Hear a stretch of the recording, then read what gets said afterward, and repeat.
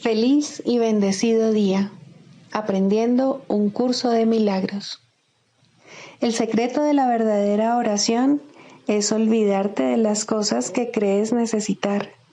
Pedir algo específico es igual que ver el pecado primero y luego perdonarlo.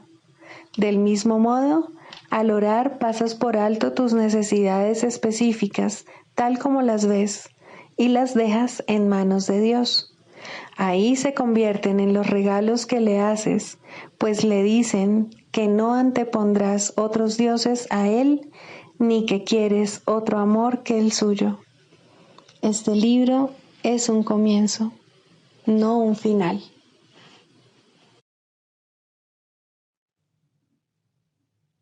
Del prefacio, ¿qué postula? Párrafo 12. El perdón es algo desconocido en el cielo, donde es inconcebible que se pudiese necesitar. En este mundo, no obstante, el perdón es una corrección necesaria para todos los errores que hemos cometido. Perdonar a otros es la única manera en que nosotros mismos podemos ser perdonados, ya que refleja la ley celestial, según la cual dar es lo mismo que recibir. El cielo es el estado natural de todos los hijos de Dios, tal como Él los creó. Esa es su realidad eternamente, la cual no ha cambiado porque nos hayamos olvidado de ella. Introducción. Este es un curso de milagros. Es un curso obligatorio. Solo el momento en que decides tomarlo es voluntario. Tener libre albedrío no quiere decir que tú mismo puedas establecer el plan de estudios. Significa únicamente que puedes elegir lo que quieres aprender en cualquier momento dado. Este curso no pretende enseñar el significado del amor, pues eso está más allá de lo que se puede enseñar. Pretende, no obstante, despejar los obstáculos que impiden experimentar la presencia del amor, el cual es tu herencia natural. Lo opuesto al amor es el miedo, pero aquello que todo lo abarca no puede tener opuestos. Este curso puede, por lo tanto, resumirse muy simplemente de la siguiente manera. Nada real puede ser amenazado. Nada irreal existe. En esto radica la paz de Dios.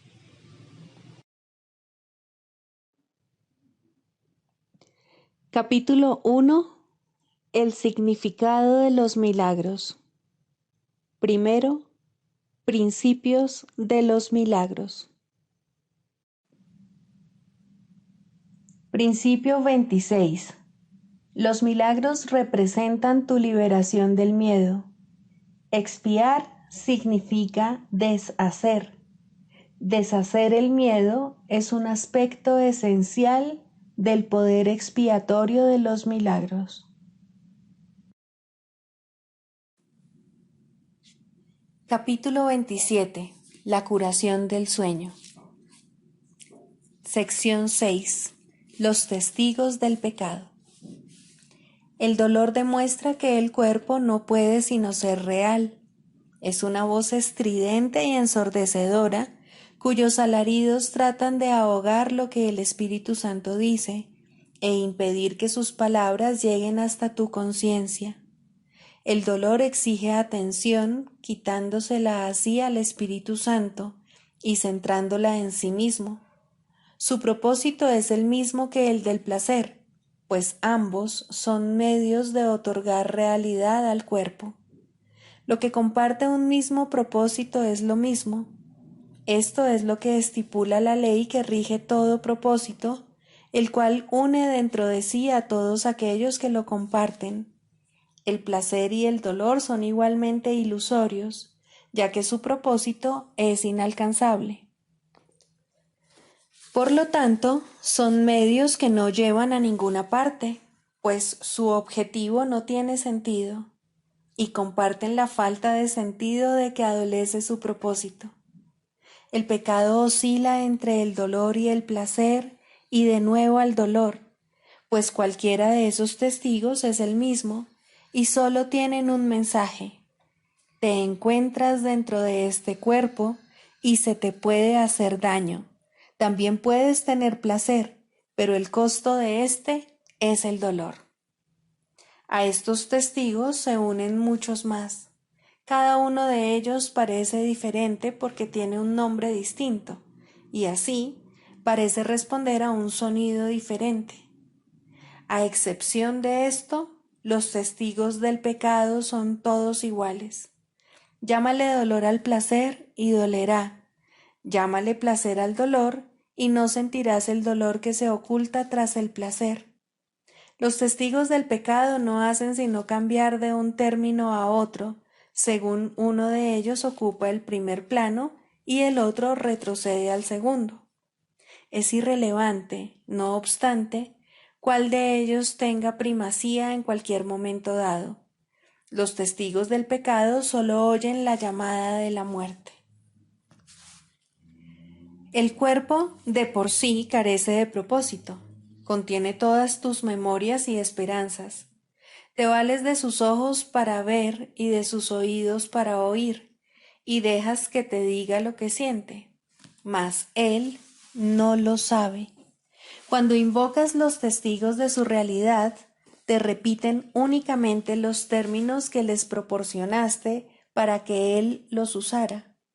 No puedes elegir cuál de entre ellos es real, pues cualquiera que elijas es igual que los demás. Lo único que puedes hacer es decidir llamarlo por un nombre o por otro, pero eso es todo. No puedes hacer que un testigo sea verdadero solo porque lo llames con el nombre de la verdad. La verdad se encuentra en él si lo que representa es la verdad. De lo contrario, miente, aunque lo invoques con el santo nombre de Dios mismo. El testigo de Dios no ve testigos contra el cuerpo. Tampoco presta atención a los testigos que con otros nombres hablan de manera diferente en favor de la realidad del cuerpo. Él sabe que no es real, pues nada podría contener lo que tú crees que el cuerpo contiene dentro de sí. El cuerpo no puede decirle a una parte de Dios cómo debe sentirse o cuál es su función. El Espíritu Santo, sin embargo, no puede sino amar aquello que tú tienes en gran estima, y por cada testigo de la muerte del cuerpo, Él te envía un testigo de la vida que tienes en aquel que no conoce la muerte. Cada milagro que Él trae es un testigo de la irrealidad del cuerpo. Él cura a éste de sus dolores y placeres por igual, pues todos los testigos del pecado son reemplazados por los suyos. El milagro no hace distinciones entre los nombres con los que se convocan a los testigos del pecado. Demuestra simplemente que lo que ellos representan no tiene efectos. Y puede demostrar esto porque sus propios efectos han venido a sustituirlos. Sea cual sea el término que hayas utilizado para referirte a tu sufrimiento, este ya no existe. Aquel que es portador del milagro percibe que todos ellos son uno y lo mismo, y los llama miedo.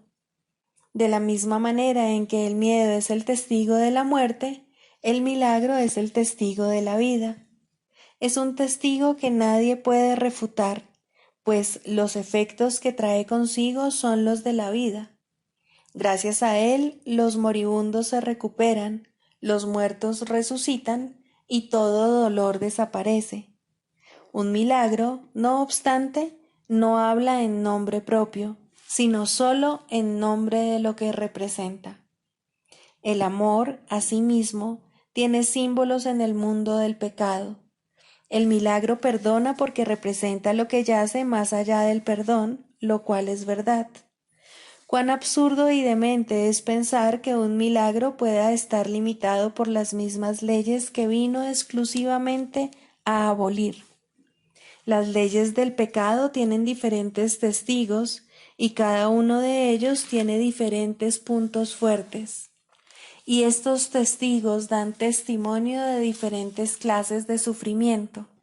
No obstante, para aquel que envía los milagros a fin de bendecir el mundo, una leve punzada de dolor, un pequeño placer mundano o la agonía de la muerte no son sino el mismo estribillo, una petición de curación, una llamada de socorro en un mundo de sufrimiento. De esta similitud es de lo que el milagro da testimonio.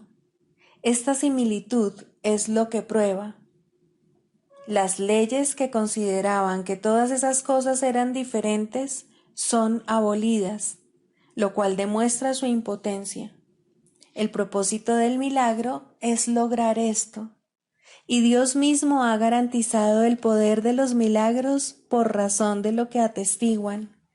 Sé, pues, un testigo del milagro, y no de las leyes del pecado. No hay necesidad de que sigas sufriendo, pero sí de que sanes, ya que el sufrimiento y la angustia del mundo han hecho que éste sea sordo a su propia necesidad de salvación y liberación. La resurrección del mundo aguarda hasta que sanes y seas feliz para que puedas demostrar que el mundo ha sanado. El instante santo sustituirá todo pecado solo con que lleves sus efectos contigo, y nadie elegirá sufrir más. ¿Qué mejor función que esta podrías servir? Sana para que así puedas sanar, y evítate el sufrimiento que conllevan las leyes del pecado, y la verdad te será revelada por haber elegido que los símbolos del amor ocupen el lugar del pecado.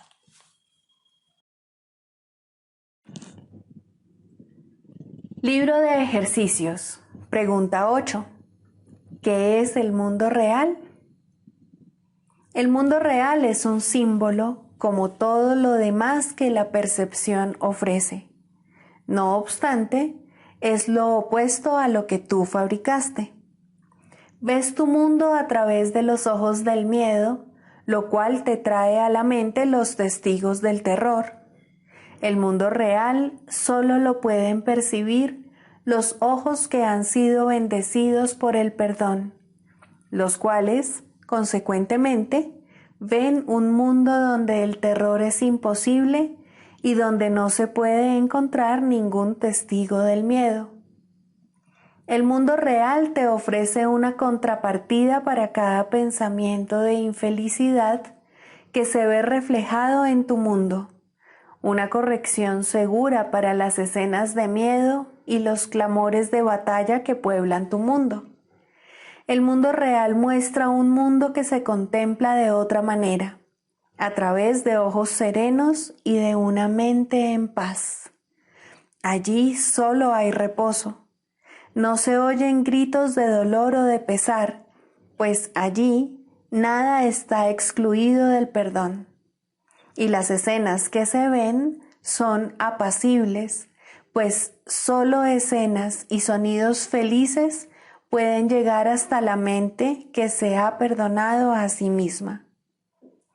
¿Qué necesidad tiene dicha mente de pensamientos de muerte, asesinato o ataque?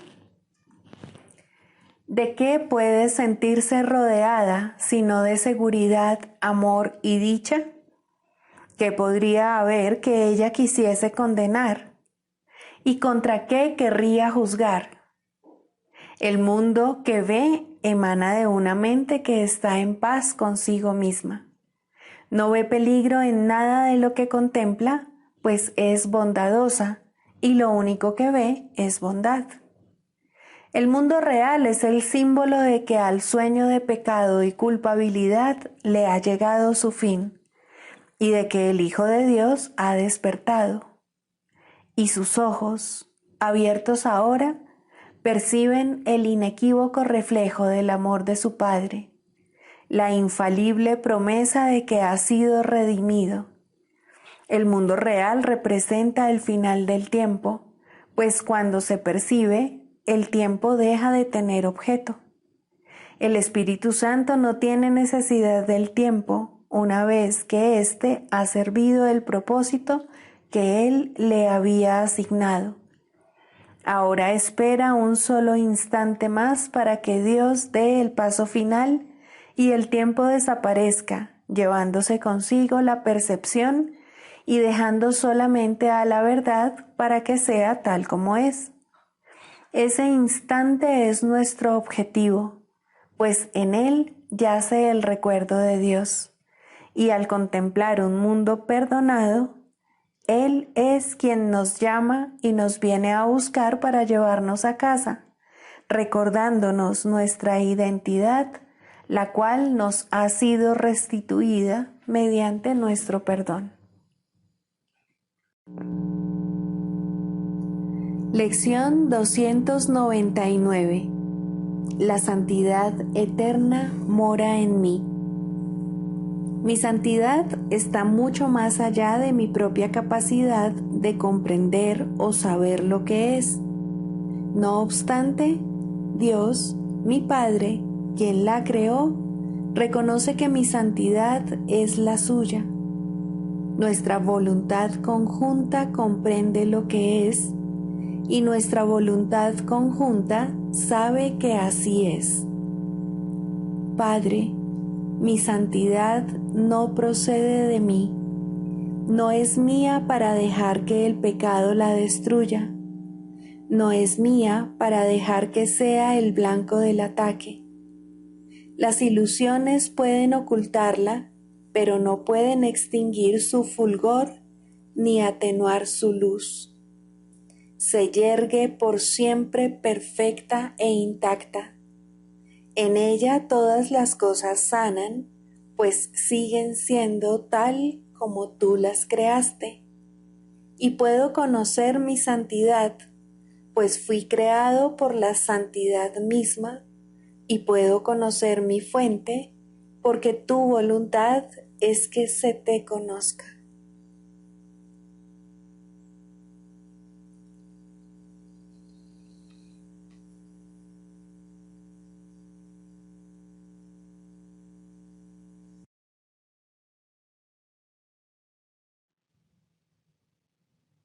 Del Manual para el Maestro, pregunta 4. ¿Cuáles son las características de los maestros de Dios? 6. Indefensión. Los maestros de Dios han aprendido a ser sencillos. No tienen sueños que tengan que defender contra la verdad. No tratan de forjarse a sí mismos. Su júbilo procede de saber quién los creó. ¿Y es acaso necesario defender lo que Dios creó? Nadie puede convertirse en un maestro de Dios avanzado hasta que no comprenda plenamente que las defensas no son más que absurdos guardianes de ilusiones descabelladas. Cuanto más grotesco es el sueño, más formidables y poderosas parecen ser sus defensas. Sin embargo, el Maestro de Dios acepta finalmente mirar más allá de ellas. Se da cuenta de que allí no había nada. Lentamente, al principio, permite que se le desengañe, pero a medida que su confianza aumenta, aprende más rápido. Cuando se abandonan las defensas, no se experimenta peligro. Lo que se experimenta es seguridad. Lo que se experimenta es paz. Lo que se experimenta es dicha. Y lo que se experimenta es Dios.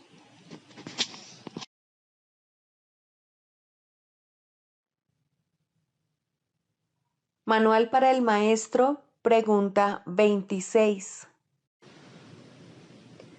¿Es posible llegar a Dios directamente? Sin duda alguna, pues no hay ninguna distancia entre Él y su Hijo. Su conciencia se encuentra en la memoria de todo el mundo y su palabra está impresa en el corazón de todos. No obstante, dicha conciencia y dicha memoria solo podrán traspasar el umbral del reconocimiento cuando se hayan eliminado todos los obstáculos que se oponen a la verdad. Mas, ¿para cuántos es este el caso? De ahí que los maestros de Dios sean necesarios. Y aunque éstos no han alcanzado todavía el entendimiento necesario, se han unido a otros. Esto es lo que los diferencia del resto del mundo, y esto es lo que permite que otros abandonen el mundo con ellos. Solos no son nada, pero en su unión reside el poder de Dios.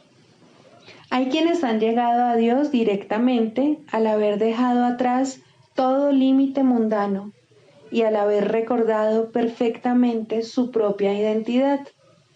A estos se le podría llamar los maestros de maestros, porque, aunque ya no se les puede ver, todavía se puede invocar su imagen, y aparecerán en el momento y en el lugar en que pueda ser de utilidad que lo hagan. A quienes su aparición les podría atemorizar, les dan sus ideas. Nadie puede invocarlos en vano. No hay nadie de quien ellos no sean conscientes. Son conscientes de todas las necesidades y reconocen y pasan por alto todos los errores. Llegará un día en que todo esto se entenderá claramente. Mientras tanto, ellos les dan todos sus dones a los maestros de Dios que acuden a ellos en busca de ayuda, pidiendo todas las cosas en el nombre de ellos y en ningún otro. Es posible que en algunas ocasiones un maestro de Dios tenga una breve experiencia de unión directa con Dios. Sin embargo, es casi imposible que en este mundo una experiencia así pueda perdurar. Tal vez se pueda alcanzar tras mucha devoción y dedicación, y luego mantenerse durante gran parte de la estancia en la tierra. Mas esto es tan raro que no se puede considerar una meta realista. Si sucede, bien. Si no sucede, bien también. Todos los estados mundanos son, en cualquier caso, ilusorios. Si se alcanzase a Dios directamente en una conciencia continua, el cuerpo no se podría conservar por mucho tiempo. Aquellos que han abandonado el cuerpo con el único propósito de ser de ayuda a los que aún están aquí son en verdad muy pocos, y ellos necesitan ayudantes que aún se encuentren en cautiverio y que aún estén dormidos, para que con su despertar pueda oírse la voz de Dios. No te desesperes, pues, por causa de tus limitaciones. Tu función es escapar de ellas, no que no las tengas. Si quieres ser oído por los que sufren, tienes que hablar su lengua.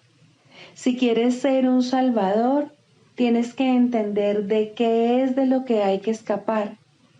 La salvación no es algo teórico. Examina el problema, pide la respuesta, y cuando te llegue, acéptala. No tardará mucho en llegar. Se te proveerá de toda la ayuda que estés dispuesto a aceptar, y toda necesidad que tengas será satisfecha. Por lo tanto, no nos preocupemos demasiado por objetivos para los que todavía no estás listo. Dios te acepta en el nivel en el que estás y te da la bienvenida. ¿Qué más puedes desear cuando esto es todo lo que necesitas?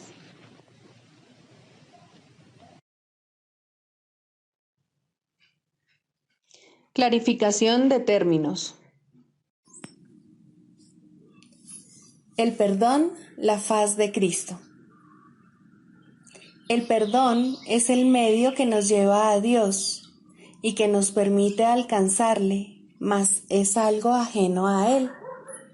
Es imposible concebir que algo creado por Él pueda necesitar perdón.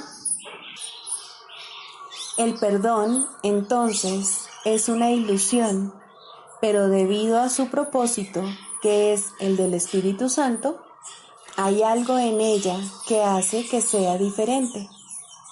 A diferencia de las demás ilusiones, nos aleja del error en vez de acercarnos a él. Al perdón podría considerársele una clase de ficción feliz, una manera en la que los que no saben pueden salvar la brecha entre su percepción y la verdad. No pueden pasar directamente de la percepción al conocimiento, porque no creen que esa sea su voluntad. Esto hace que Dios parezca ser un enemigo en lugar de lo que realmente es, y es precisamente esta percepción de mente la que hace que no estén dispuestos a simplemente ascender y retornar a Él en paz. Y de este modo necesitan una ilusión de ayuda porque se encuentran desvalidos, un pensamiento de paz porque están en conflicto. Dios sabe lo que su Hijo necesita antes de que Él se lo pida. Dios no se ocupa en absoluto de la forma, pero al haber otorgado el contenido, su voluntad es que se comprenda, y eso basta. Las formas se adaptan a las necesidades, pero el contenido es inmutable, tan eterno como su creador. Antes de que el recuerdo de Dios pueda retornar, es necesario ver la faz de Cristo. La razón es obvia. Para ver la faz de Cristo se requiere percepción. El conocimiento no es algo que se pueda ver, pero la faz de Cristo es el gran símbolo del perdón, es la salvación, es el símbolo del mundo real. El que la ve deja de ver el mundo. Está tan cerca ya del umbral del cielo como es posible estar mientras aún esté afuera. Mas desde ahí, un paso más basta para entrar. Es el paso final, y ese se lo dejamos a Dios. El perdón es un símbolo también, pero en cuanto que símbolo exclusivo de la voluntad del Padre, no puede ser dividido. Y así, la unidad que refleja se convierte en su voluntad. Eso es lo único que aún está en el mundo en parte y que, al mismo tiempo, es el puente que conduce al cielo. La voluntad de Dios es lo único que existe. Lo único que podemos hacer es pasar de la nada al todo, del infierno al cielo. ¿Es esto una jornada? No, en verdad no lo es, pues la verdad no va a ninguna parte. Pero las ilusiones cambian según el lugar o la época. El paso final no es más que otro cambio. Por ser una percepción, es en parte irreal. Sin embargo, esa parte desaparecerá. Lo que entonces quedará será la paz eterna y la voluntad de Dios. Ahora ya no hay deseos, pues los deseos cambian. Incluso lo que una vez se deseó puede volverse indeseable. Esto es así porque el ego jamás puede estar en paz, pero la voluntad es constante por ser el don de Dios, y lo que Él da es siempre como Él mismo. Este es el propósito de la faz de Cristo. Es el regalo de Dios para la salvación de su Hijo. Contempla únicamente esto y habrás sido perdonado. Cuán hermoso se vuelve el mundo en ese instante en el que ves la verdad acerca de ti mismo reflejada en él. Ahora estás libre de pecado y contemplas tu impecabilidad. Ahora eres santo y así lo percibes. Y ahora la mente retorna a su Creador, la unión de Padre e Hijo, la unidad de unidades que se encuentra detrás de toda unión, aunque más allá de todas ellas. No se ve a Dios, sino que únicamente se le comprende. No se ataca a su Hijo, sino que se le reconoce.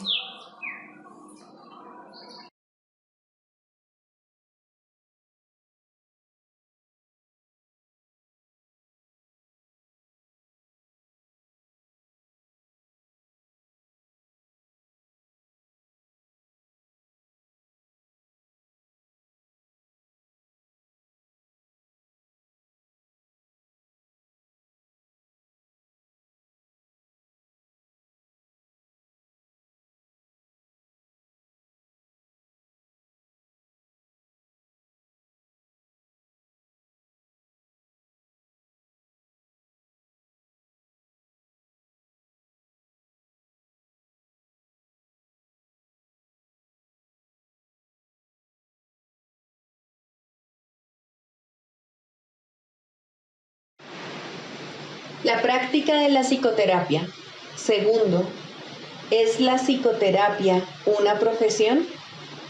Estrictamente hablando, la respuesta es no.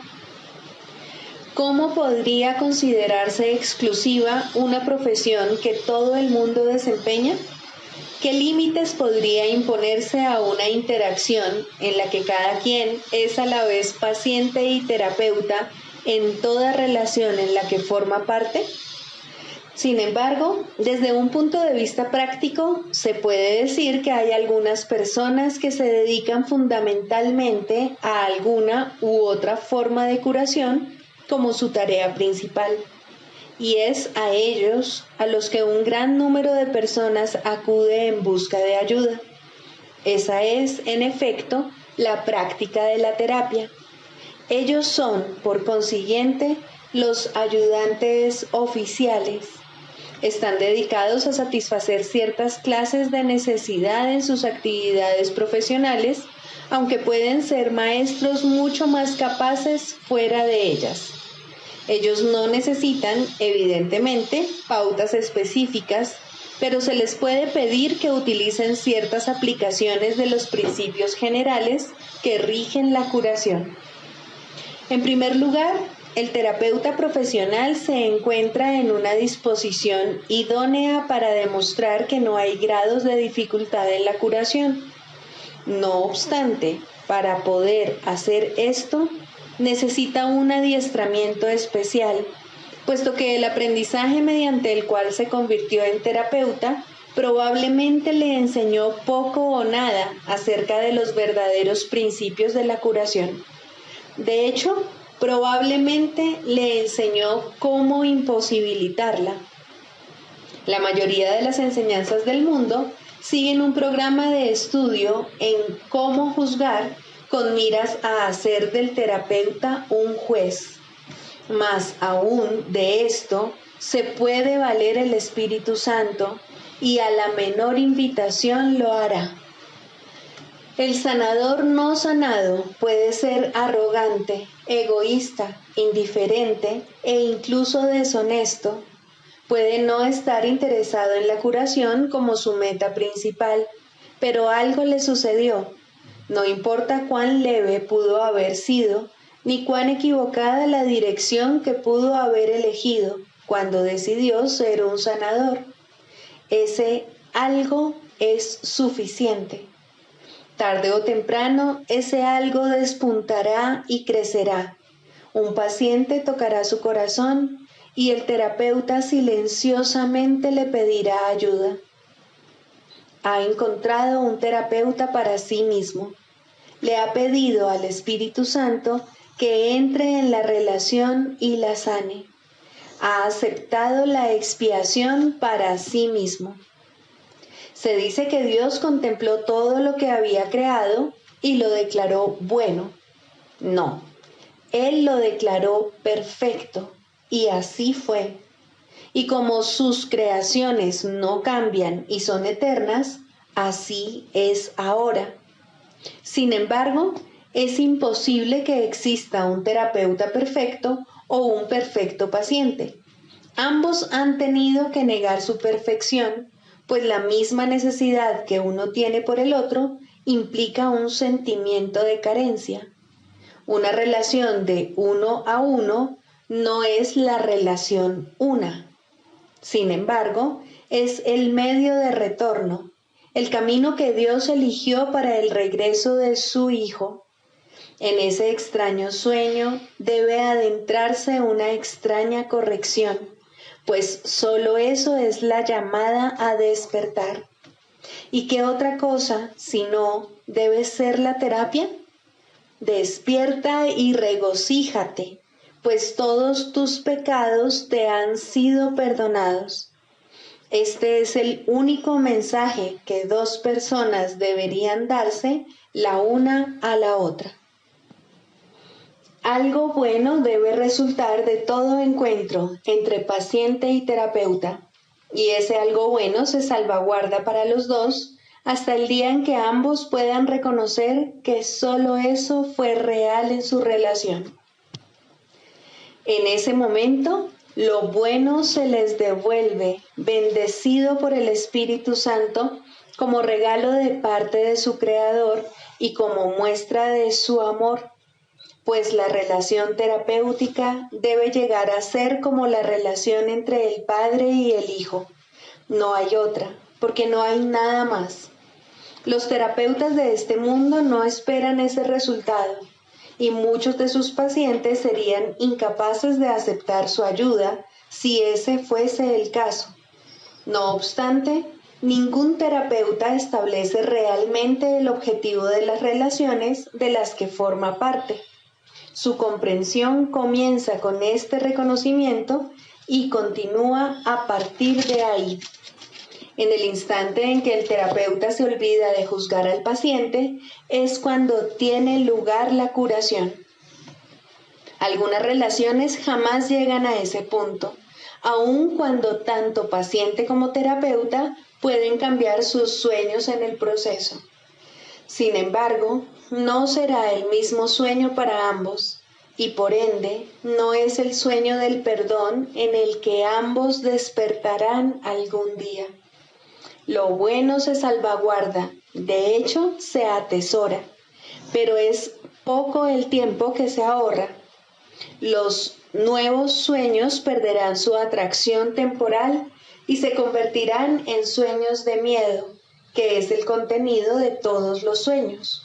No obstante, ningún paciente puede aceptar más de lo que está listo para recibir, y ningún terapeuta puede ofrecer más de lo que cree tener. Por lo tanto, hay un lugar para todas las relaciones de este mundo, y aportarán tanto bien como cada una pueda aceptar y utilizar. De todos modos, la curación tiene lugar cuando cesa todo juicio, porque sólo entonces se puede entender que no hay grados de dificultad en la curación.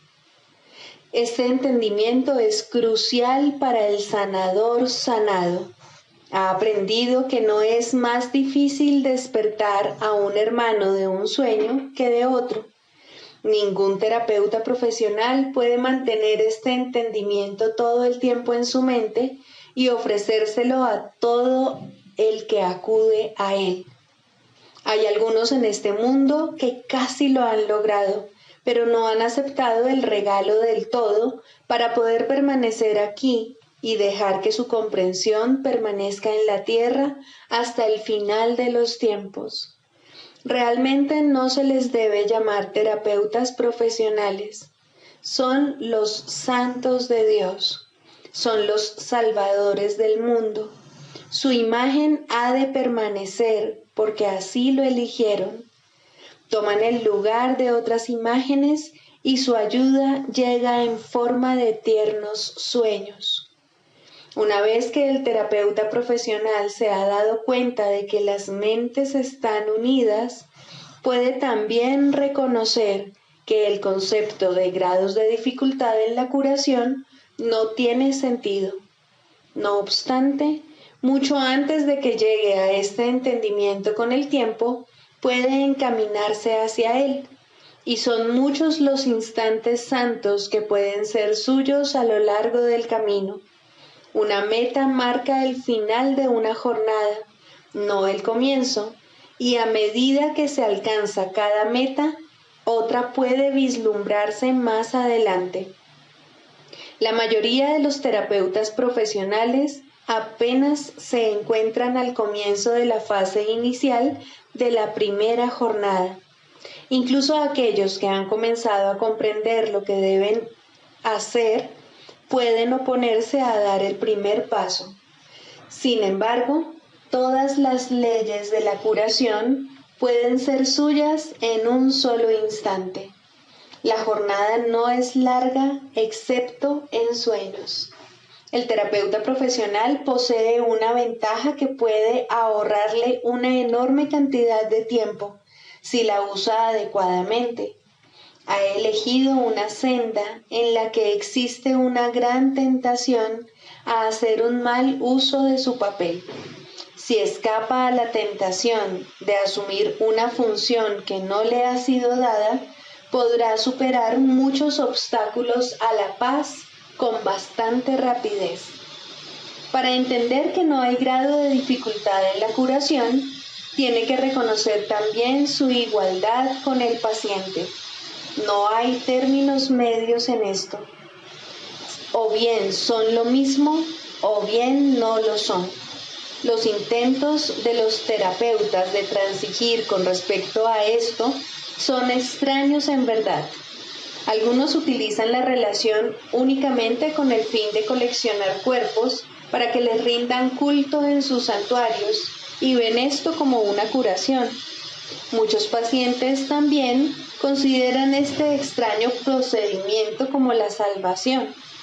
Aún así, en cada encuentro hay uno que dice: hermano mío, elige de nuevo. No olvides que cualquier forma de especialismo debe ser defendida y lo será. El terapeuta que camina sin defensas dispone de la fortaleza de Dios, pero el terapeuta que anda a la defensiva ha perdido de vista la fuente de su salvación. Él ni ve ni oye. ¿Cómo puede entonces enseñar? Puede hacerlo porque la voluntad de Dios es que Él ocupe su puesto en el plan para la salvación, porque es la voluntad de Dios que ayude a su paciente a unirse a Él allí, y porque su incapacidad para ver y oír no limita al Espíritu Santo en modo alguno, excepto en el tiempo, pues en el tiempo puede haber un gran intervalo entre el ofrecimiento y la aceptación de la curación. Este es el velo que cubre la faz de Cristo, pero no puede ser sino una ilusión, porque el tiempo no existe y la voluntad de Dios ha sido siempre exactamente como es.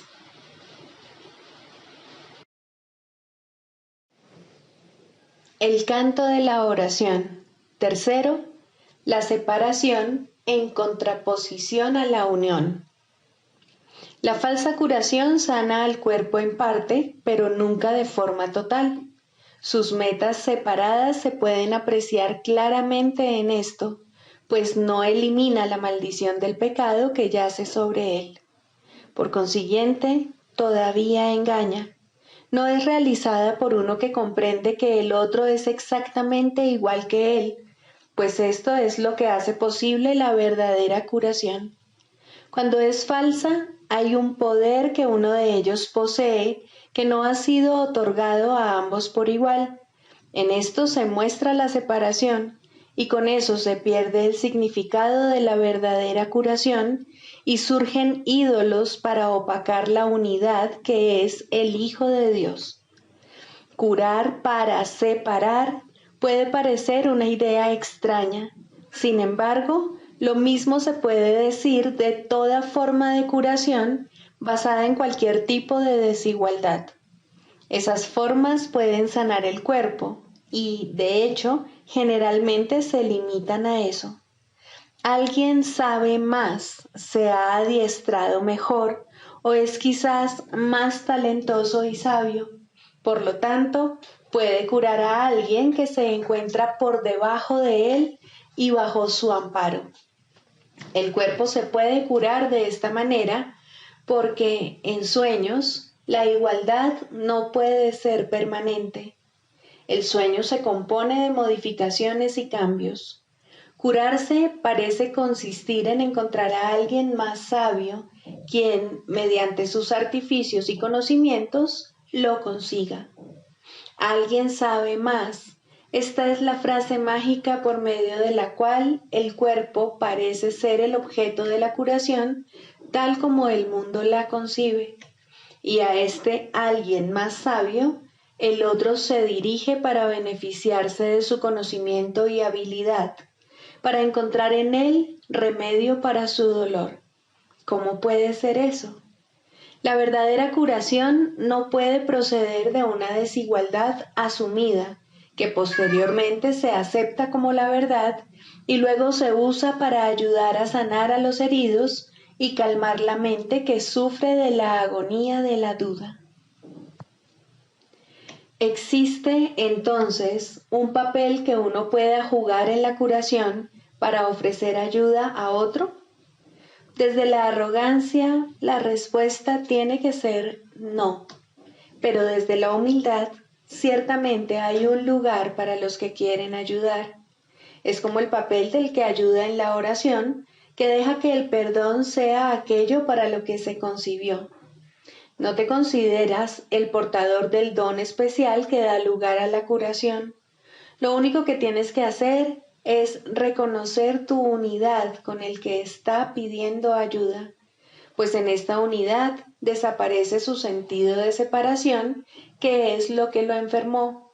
No tiene sentido administrar remedio alguno, excepto allí donde radica la fuente de la enfermedad, pues de otra manera nunca podría curarse verdaderamente. Sanadores los hay, pues son hijos de Dios que reconocen su fuente y comprenden que todo lo que su fuente crea es uno con ellos. Ese es el remedio que brinda alivio infalible. Ese es el remedio que seguirá bendiciendo por toda la eternidad. No cura solo en parte, sino totalmente y para siempre. Ahora la causa de toda dolencia se ha puesto al descubierto totalmente como es, y en ese lugar se halla ahora escrita la santa palabra de Dios. La enfermedad y la separación deben curarse por el amor y la unión. Nada más puede curar tal como Dios estableció la curación. Sin Él no hay curación, pues sin Él no hay amor. Solo la voz de Dios puede decirte cómo curar. Escucha y nunca dejarás de ofrecer su amoroso remedio a quienes Él te envía para dejar que Él los sane y para bendecir a todos aquellos que colaboran con Él en nombre de la curación. El cuerpo sanará porque la causa de su enfermedad ha desaparecido y ahora, al no tener causa alguna, no puede volver a presentarse en otra forma. Tampoco se temerá a la muerte porque se ha comprendido lo que es. Aquel que verdaderamente se ha curado no tiene miedo, pues el amor ha entrado allí donde antes había ídolos, y el miedo ha cedido finalmente ante Dios.